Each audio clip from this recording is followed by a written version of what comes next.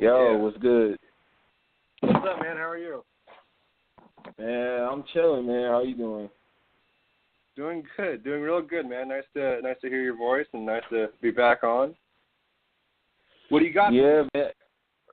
We got a lot to talk about. We got like a lot to talk about. All right. So like quickly, let's just get over with the NBA Finals. Like, how did you feel about it overall? Like, did you think it was good? Did you think it was okay? I think that the Warriors did exactly what they were supposed to do. And I think that LeBron has, if there's anyone that could come back from that type of beating, it would be LeBron James. And I think that next year will be an even more competitive finals. And I can't see another team taking one of those two spots. But I think the finals, although we've probably seen more exciting ones, I think this finals was very important for several different reasons. Overall, I thought it was awesome. What about you? I thought it was going to be a little bit better. I mean, yeah, like after the first two games, I was just like, all right, let's just get this over with. Like, clearly we see who's the better team. Like, let's just get this over with. So, Right. me personally, I'm glad it's over with. So now we can get to the NBA off season and the NFL off season. But yeah, man, I think the Warriors did what they were supposed to do. I think they'll win like 3 more titles, if not 4. But yeah, and yeah, man, Durant, he was the Finals MVP. Like, he deserved it, and I think they're going to continue what they did this year. I think they're going to continue and create the new dynasty.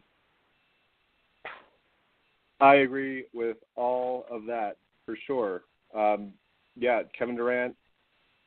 Yeah, for sure. I'll say Kevin Durant definitely proved me wrong. He was the heart and soul. He was the engine. And Curry is truly developing into a fantastic player. It seems like. So, yeah, it'll be very, very cool. But now, like you said, it's time for the off season and some football talk.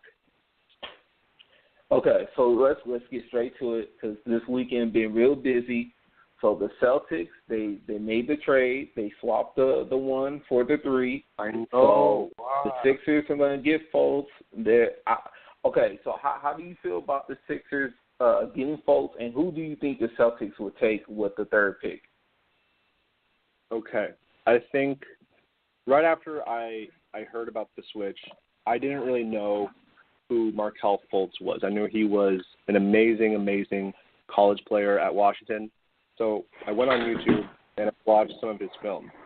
And I got to tell you, that guy's going to be a problem. that guy's going to be a problem. So honestly, I don't know why the Celtics did that unless they got some sort of other considerations as well. But I think they did. They maybe got another pick or something. But and correct me if I'm wrong. But I think on the Boston side of things, I think there's definitely a method to the madness. I mean, this is the team that has enough draft picks between now and 2020 or 2018, relatively soon, that just through draft picks, they can draft a whole new 15-man roster, young talent, fresh talent. So while Markelle Fultz is, going to be something special, he'll be pretty good for sure. I think the Celtics have a plan going on in the back. Now, who do I think the Celtics take? Let's see. Al Horford's getting a little bit older. They need help at that power forward. Oh, man. I'd say, that's a good one. Either Josh Jackson, because they don't need any guards, but I'm not sure. Who do you think they'll take? All right, so like our discussion that we had, man, I think they're going to get Josh Jackson. I think that's his name, correct? Okay, so this is what I think.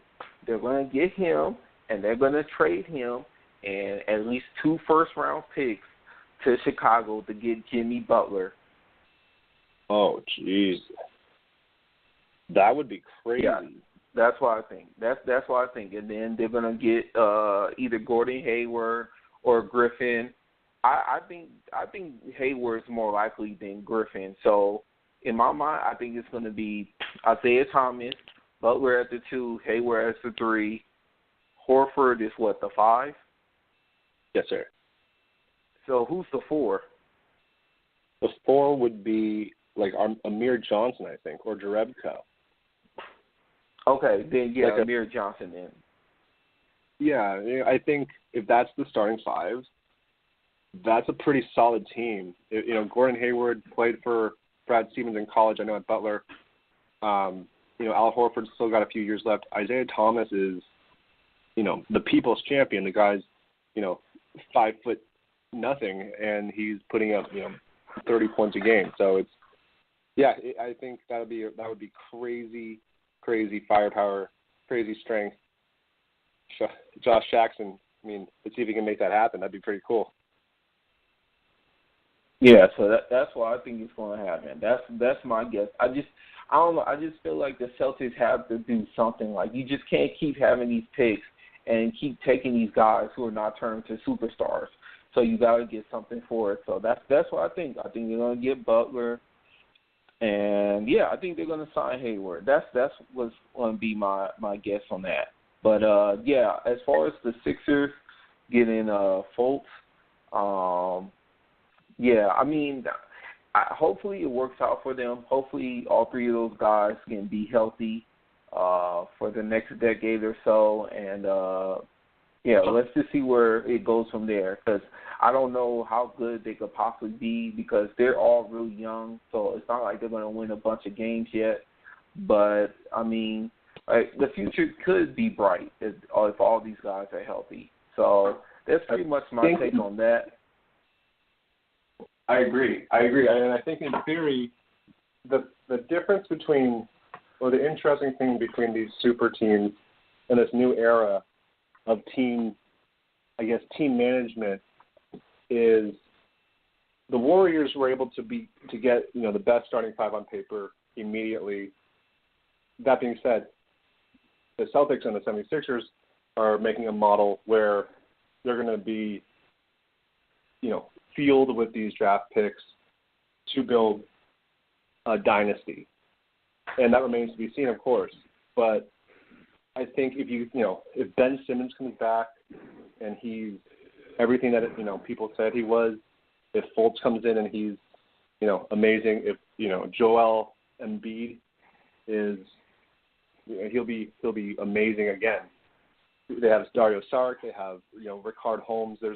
They've got some good pieces. So I think it'll be interesting to see how the next 5 years plays out for those 2 teams.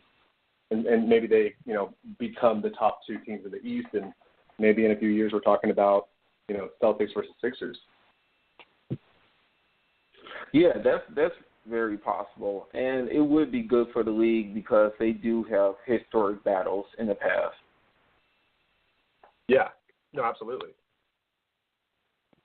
Absolutely. They'll make Allen Iverson proud. Yeah, man. So, okay. So then, what do you think about the Lonzo Ball? Oh, go ahead. Sorry. Go ahead. Oh, no. You could. Okay, yeah. Let's go with that Lonzo Ball. What you want to talk about that? Oh, here we go. Ruffling up my shoulders. Lonzo Ball. Okay. There's in my opinion, there's two sides to the Lonzo Ball situation, as it seems pretty obvious. Maybe there's more. I see 2 obvious ones. One's LeVar and one's Lonzo. Now, I think LeVar, this is what I've told my dad, being that it's Father's Day and all this stuff, and I get, embarrassed of my parents when, we're out at dinner and they're making, noise and they're, doing whatever. Now, when I watch LeVar Ball, and I wonder to myself, how do you think you're better than Michael Jordan at 101? Like, that doesn't, I don't know if that makes any sense. But every time he goes on TV, I notice that Lonzo is, he seems very reserved and very polite. And so I think that LeVar may not be an amazing business mind, but I think that he raises kids to be good people.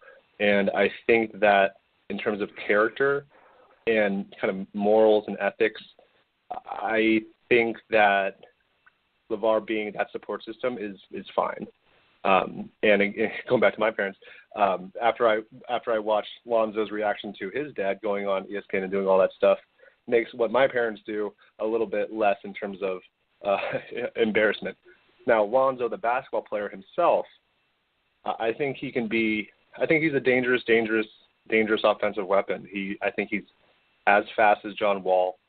I think that if his shot can be consistent in the NBA, it could be maybe on point as Steph Curry, and I say maybe with a capital M.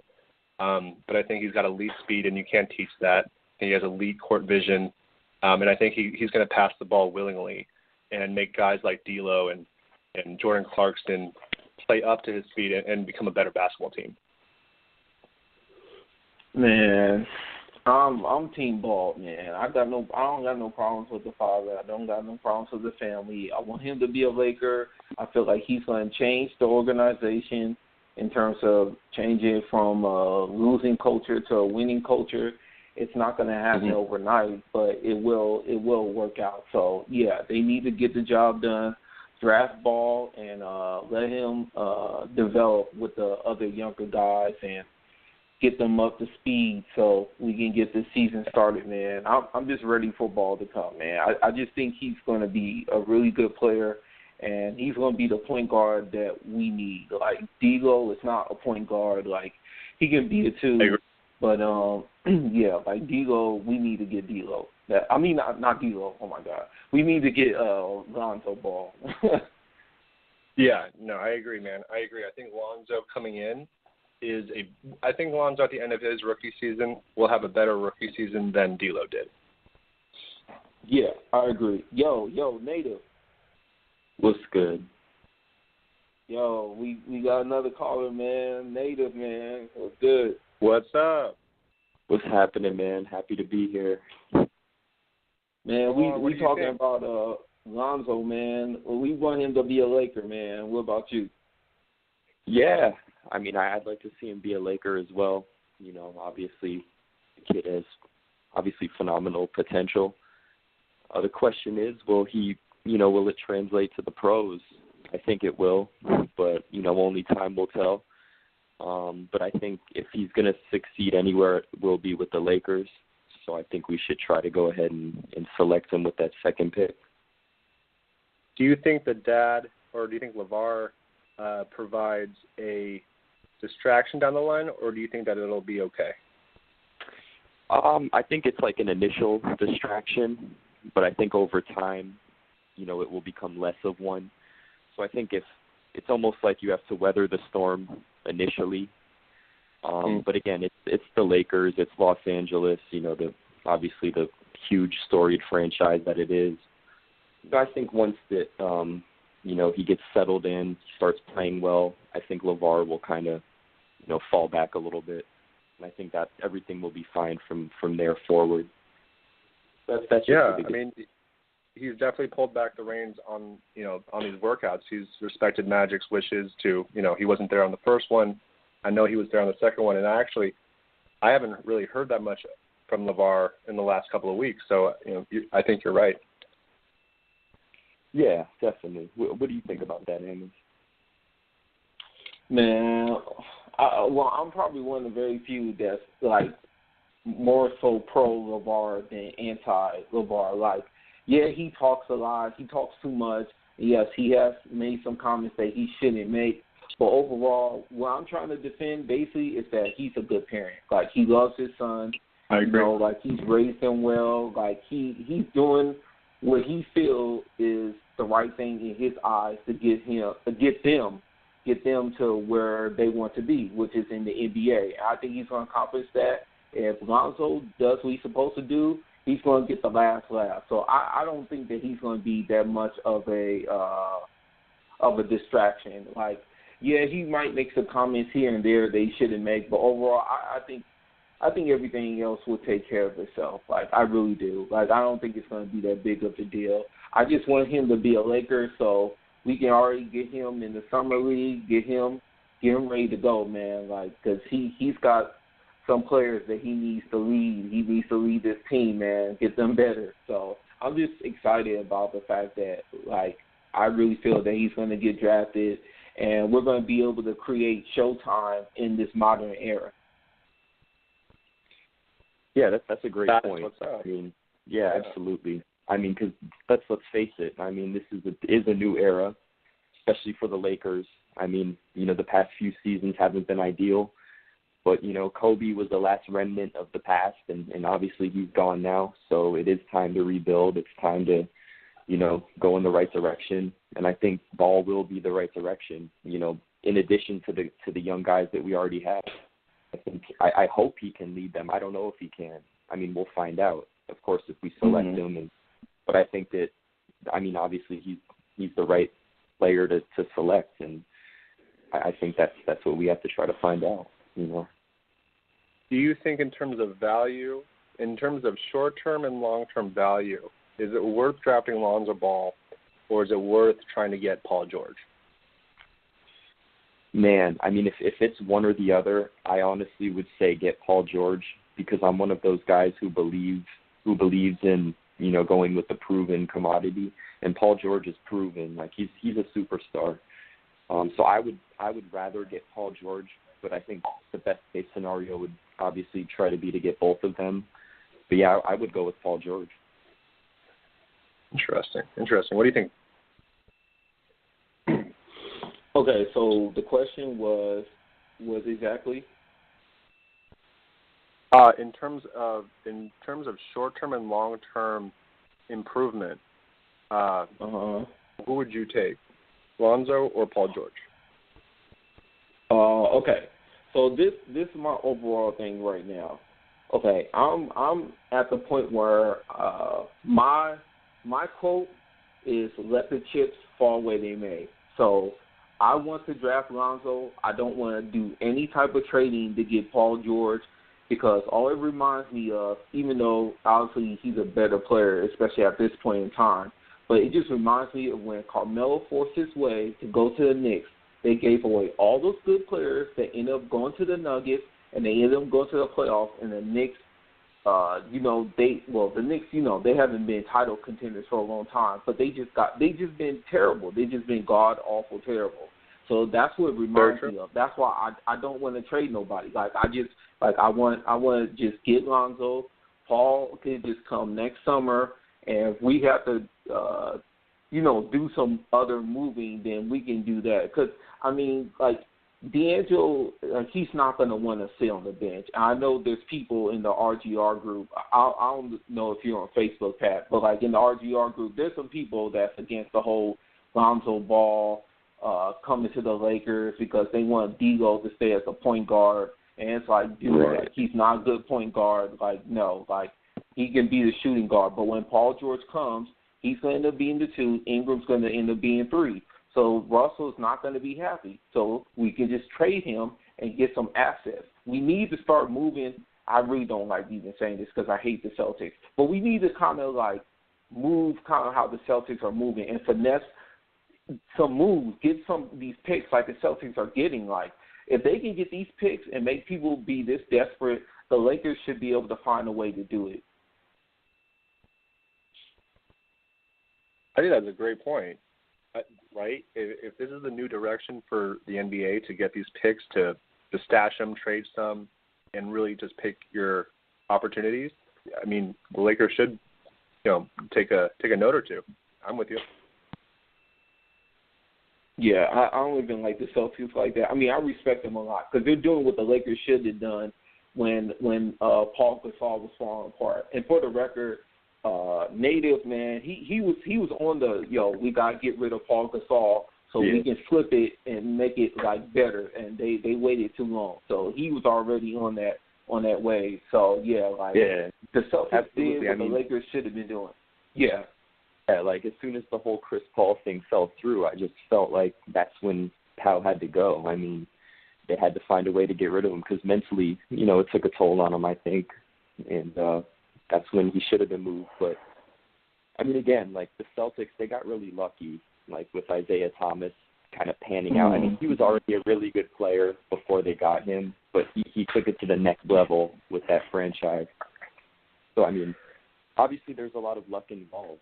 And, you know, with the Lakers, it's going to be the same thing. Guys like Ingram or Randall or whoever, they just have to pan out and really become superstars. Maybe not all of them, but maybe one of them does, maybe two, you know. So, I mean, and that's what's going to have to happen, I think. Ironically, Isaiah Thomas went to University of Washington, just like Markelle Fultz, too. Oh, interesting. I think you're right. Yeah, you know, there's a chance that, you know, these guys pan out. And who would have guessed that Isaiah Thomas would have been, you know, the superstar all-star that we know today? If Ingram can blossom into, you know, and kind of a KD, you know, kind of KD-like type player, I mean, they could put up a lot of points, man, especially with Lonzo driving it down the wood. So another thing I wanted to say is that the Celtics, another thing they did well was they picked a great coach. Bradley Stevens was great in college, and you could tell like he had the makeup to be a great NBA coach, and he went to the perfect place. And he's maximizing all these guys that he has. Majority of those guys on the team are like C+, B- players at best, and he's maximizing their talent. Like, and that's what the Lakers haven't been able to do because we hadn't found the right coach. Now we have, because I do feel that Luke is that guy.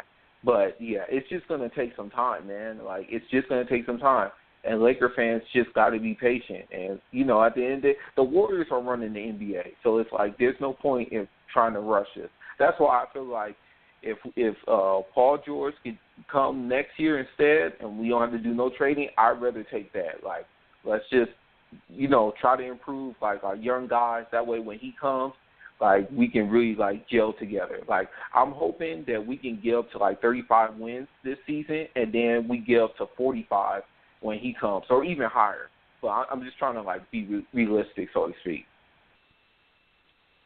Yeah, so obviously for you, like Mozgov, like you don't see him having a future. He's got to go, bro. Mozgov's got to go. He's got to go. Him and Dean have to go. They're healthy scratches. That makes no sense. All right, man. I'm a chill. Man. Like, they got to go. We got to find someone stupid enough to take both of them. We have to find someone stupid enough to take both. We cannot keep them there. Like, we can't. That might be a problem. You know who the highest paid Laker is? Who? Right now, the highest paid Laker on the team is Timothy Mozgov. Oh, God. Wow. Of course. It's erroneous. He's going to be sitting there on the bench while Zubac is putting in work, getting rebounds and getting some points for us, and this dude's going to be sitting on the bench making money. This is ridiculous. Yeah, it is. Absolutely. I don't get it. It must be a nice job, like. Right? Easy enough. Wow. Jesus Christ. Yeah, I agree. He didn't work. He's got to fucking go. Yeah, he's got to go. And Huertas, too. He's got to go, too, yeah. That fool's already gone. I don't know, but we have a lot of cleaning up to do, and, like, the problem is, too, because the Lakers have been so bad, like, no one wants to take on a lot of these contracts. Like, you know, like, the Houston Rockets, they took on Lou Williams because he's still putting in work, but it's like no one wants to take Nick Young, like, through trade, like, maybe free agency, but not through trade, so we're, like, stuck with him. Even though I don't, like, really dislike him that much, but, like, yeah, like, we could find someone better, I think. So do you think he's still too good, like, to just waive? Like, you don't see, like, the Lakers just waiving Nick Young, right? Yeah, there's no point. Like, he can still help our bench, but it's just like, yeah, we're just going to have to stick with him until this contract runs out. So that's what I think, dude. I'm under the impression that Nick Young's a good, like, clubhouse guy. I think, you know, every time I see him in interviews, I see the young guys kind of, you know, gravitating towards him a little bit. I think you're right. Because we can find something better. He'd still be acting young. Yeah. Yeah. That's true. You know, and I think if you have a veteran presence, oh, sorry, go ahead. Oh no, I was going to skip to another topic, but you can finish. Oh yeah, move on. Okay, so there was a report earlier today that after Paul's agent told the Pacers that he's going to leave them, the Pacers contacted the Cavs to inquire to see if they could do a trade. And it said in the report that they're willing to take him even if he doesn't commit, if he doesn't make a verbal commitment that he will stay after his contract is up, after this 1 year is up. So my whole thing is, do you think that's going to happen? I don't think it's going to happen because I don't even think Paul George wants to go there. And, I still think he would leave if they somehow figure a way to make the trade happen. What pieces do you think get moved to get Paul George over there? Love got to go. He would definitely have to, because they need a star. So Love would be there. So he'd be stuck there with Miles Turner. I don't know how that's going to work out. And they would take on someone else. I don't know who else they would take. Darren Williams. Oh, my God. Please don't get me started, dude. Hammond's my favorite player. Please don't get me started on him, dude. I don't even want to start on him. He don't even deserve to be cussed out. He don't deserve to be ranted on. That dude is a legal scammer. Okay, he has robbed several NBA franchises, and he needs to be stuck in solitary confinement, without any bail, no nothing. I don't care, dude. You can't. Dude, he's a legal scammer, not an illegal scammer. You're a legal scammer. You got paid, and you're still scamming. That makes no sense. So, is it fair to call him the Jay Cutler of the NBA? I think we've made that comparison before. Yeah, he is. He might be worse. He might be worse than Jay Cutler, and that's bad. I don't think he's worse than Jay. I don't think so. Is Jay Cutler going to another team? Where is he now? What is Jay Cutler doing? No, he's broadcasting his brother, his good brother, Romo. Romo's the good brother, and Jay Cutler's the bad brother. The only difference is that Darren Williams has been on, more teams. But Jay Cutler, dude. Yeah, it's ridiculous, dude. It's ridiculous. Yeah, but I could see the Cavaliers trying to, put something together to try to add another, just to try to keep up with Golden State, really, because now it seems like big threes aren't good enough anymore. Now you need big fours. But, of course, if Love goes, it would still be a big three, but it's almost like a huge three, if they get Paul George. And I don't know. I guess there's a lot of directions. Is that really enough? Is that enough to win a series? Is that enough to win 4 times against this Warriors squad? Honestly, I don't think so, and it's just because of their shooting more than anything. And it's not just that. That's the main thing. But, the Warriors, they're just, so dynamic. It's their bench, it's their size, it's their speed, it's their youth, it's everything. So I don't know. I think that the Cavs probably need even more to compete with them. They got no bench. Their bench is old. I still think they will lose. I just think they will lose in 6 games instead of 5. Yeah. What players? It's a tough one. What players not on the Warriors right now would you guys put together that would beat them? What star players? Any player in the NBA right now, not on the Warriors, that you put together? That's a good question. That's a good question. That is a good question. And we're not even talking about cap space. Okay, I would say this: if I could get that Pelicans team with Russell Westbrook on there and get another shooter, I think that might be close to enough to do it. I think you get Russell Westbrook, Cousins, and Anthony Davis. Yeah. And you get another shooter. You get a shooter. Yeah. It depends what shooter it is, but yeah, just that trio right there is pretty deadly, I must admit. That would be I mean, crazy. down the road, maybe Minnesota, if you add, like, I don't know, add somebody to Minnesota, but I still think they're a few years away.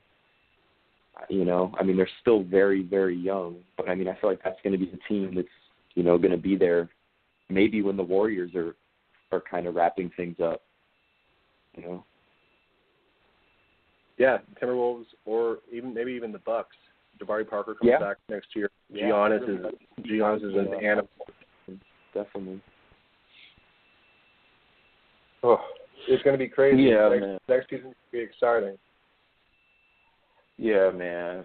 Yeah. So okay. So before we end this, man, let's get negative thoughts on the NBA Finals. Did you watch the whole thing? Like, what did you think of it overall?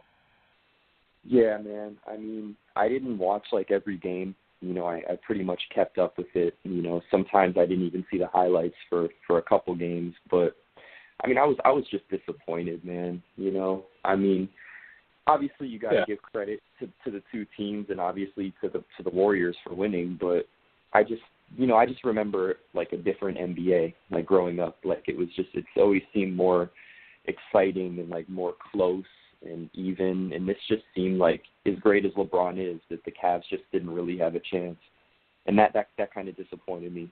I mean, so I just hope that, you know, in years down the road it could become more competitive again and more close. Huh. It definitely seemed one-sided, you know, throughout the entire final. So I see what you're saying for sure. Yeah.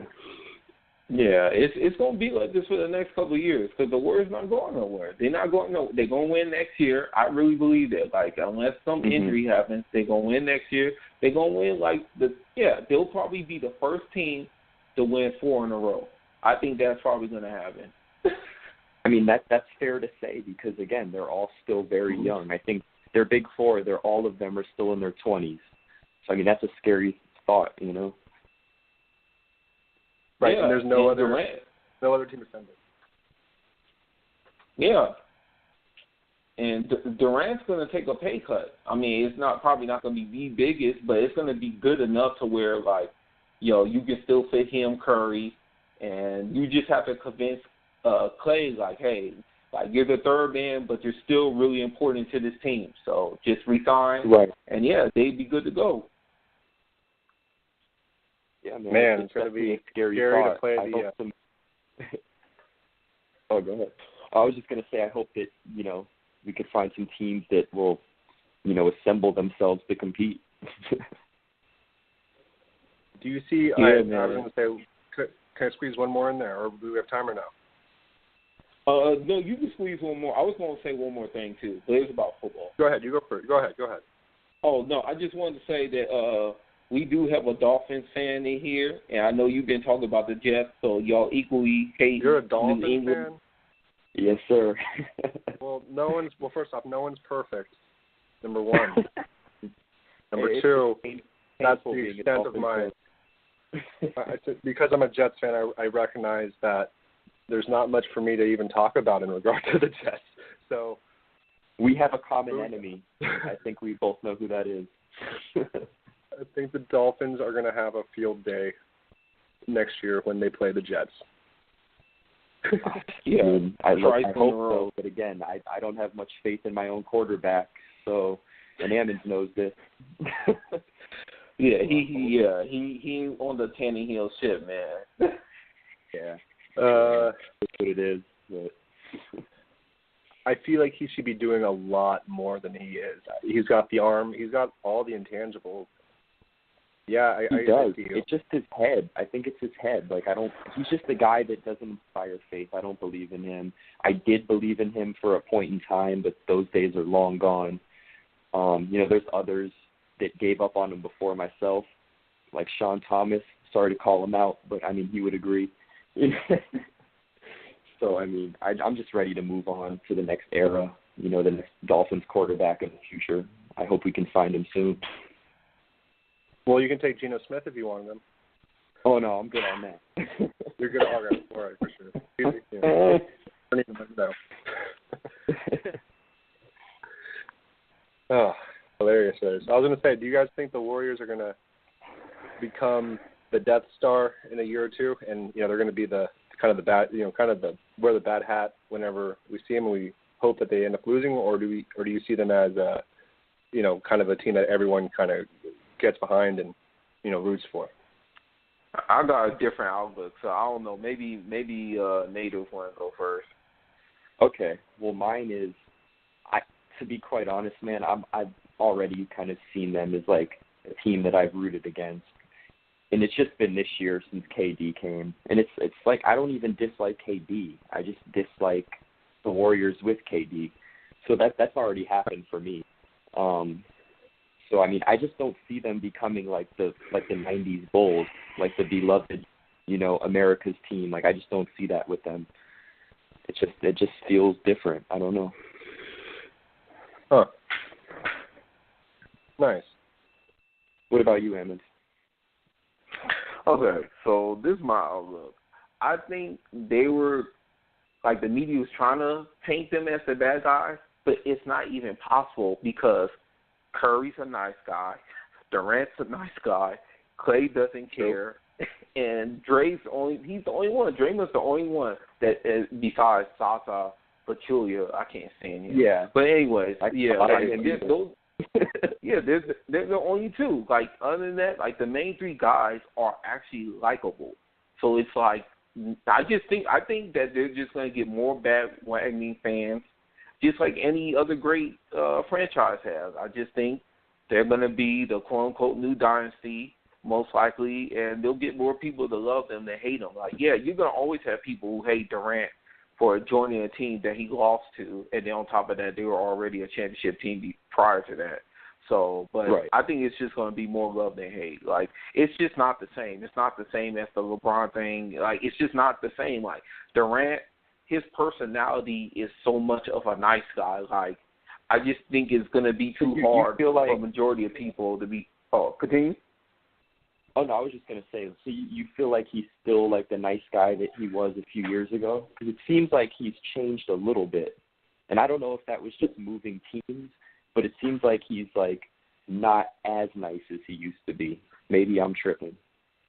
Well, I think I'm not trying to necessarily defend him, but I'm just saying I think he's trying to defend himself because he knew like all the backlash that was coming with it. So, like, I feel this way, like, you got to put yourself in his shoes. Like, how would you react knowing that people on social media is, like, going in on you every single day about the choice that you made when you feel it was the best choice because all you want to do is win a championship, which he did win, and he was the finals MVP. Like, he really won that series for them. Like, they didn't need him during the season, but they did need him in the finals. So it counts somewhere. So I think that's the way that I'm looking at it. Like, it is what it is. Obviously, I didn't criticize him because I didn't criticize LeBron when he chose to do better for himself. So it's just like right. It does suck because he did go to the team that he lost to, but it's over with. He's the Finals MVP. He won the championship, and now it's more about his legacy. Like, can you become the second best small forward of all time now? Like, that's pretty much where it's at because you still got to get in front of the great Larry Bird. Definitely. But speaking of, like, some of the great players, I mean, I'm sure you guys have heard his comments recently, how he thinks Kyrie was better than AI. I mean, what do you think about that? I mean, I'm a huge AI guy, so that's why I bring this up. Not I think true. It's crazy. Not even close. It's not true at all. Bro. Like, AI is just so much better than Kyrie is. I mean, let's be real. AI is the truth. Yeah. Period. Exactly. Yeah, I agree. You guys are, AI's scoring champion. He's the man. I love AI. Real he won an MVP with Eric Snow. Eric Snow, that's right. He did have Eric Snow as his point guard. That's right. He brought that team to the finals, and they won a game against Kobe and Shaq in their primes. Like, I mean, that's right. Crazy. Yeah, I think Durant might have just made those comments to give credit to his, to his competition, but also maybe to make it seem like, it was more competitive than it really was. That's just what I think. Yeah. Mm-hmm. You know, That like, could be, if Kyrie's true. better than AI, and then they have LeBron also, then maybe this was closer than people think. But again, that's just speculation.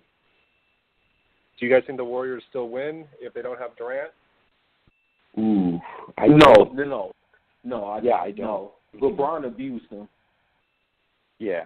I think the you Cavs put win. Harrison Barnes back in there, and the way he was playing last year, yeah, I don't think they would have won. I agree. Even with Draymond in, I think the Cavs just get. Yeah, I agree. I think the Cavs win for sure. Absolutely. Maybe in 5, maybe in 6. You know. Yeah, I could see it. I could definitely see it happening in 6. How much time do we have left, Hammond? We're way over, so I'm gonna have some editing to do, man. So yeah, we can end this. For sure. Yeah, Well, man. But yeah, shout out to Native, man, for coming by, man. Yeah, man. Thanks for stopping by, dude. Thank you, man. It was awesome to be here. You know, more in the future for sure. Absolutely. For sure. All right, y'all, man. Y'all enjoy your night, man. Or morning. All right, later. All right, later. Next time. All right, peace.